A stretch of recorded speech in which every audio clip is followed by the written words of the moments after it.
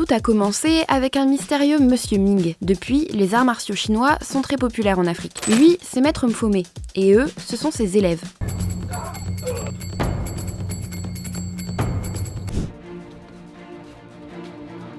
Dans un article du 13 juin dernier, l'hebdomadaire britannique The Economist rapporte que Maître Mphomé est devenu une célébrité des réseaux sociaux avec ses courtes vidéos dans lesquelles on le voit, avec ses élèves, effectuer des mouvements à la vitesse de l'éclair.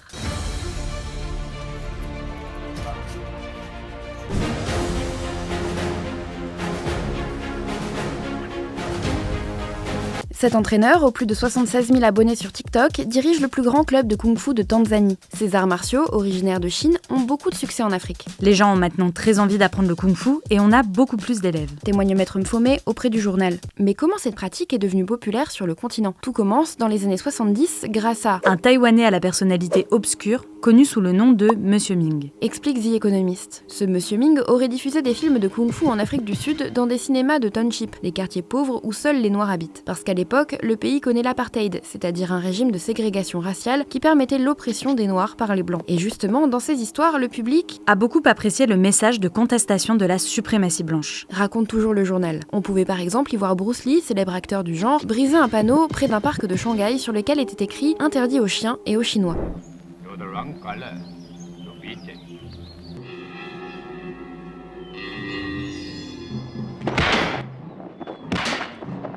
Depuis, les films de Kung Fu ont la cote sur le continent, même s'ils sont produits à petit budget. Le journal britannique rapporte même que Maya Ruguseba, alias Monsieur Fantastique, un Nigérian qui a produit et réalisé le film A Very Kung Fu Nollywood Movie, La Vengeance de Sobei, dans lequel il joue également, a indiqué avoir réalisé l'ensemble du film pour moins de 50 000 naira, ce qui équivaut à moins de 30 €. Le succès des films de Kung Fu n'est pas anecdotique, car selon une enquête réalisée en 2017 auprès de cinéphiles camerounais, 85% d'entre eux ont été attirés par ces arts martiaux grâce au cinéma. Résultat, des clubs comme ceux de Maître Mphomé ont ouvert partout en Afrique. La Zambie a même accueilli les premiers jeux africains de Kung Fu Shaolin en juin 2023. Cet article de The Economist est traduit en français dans Courrier Ado, proposé avec Courrier International et disponible chez votre marchand de journaux du 25 juillet au 13 août.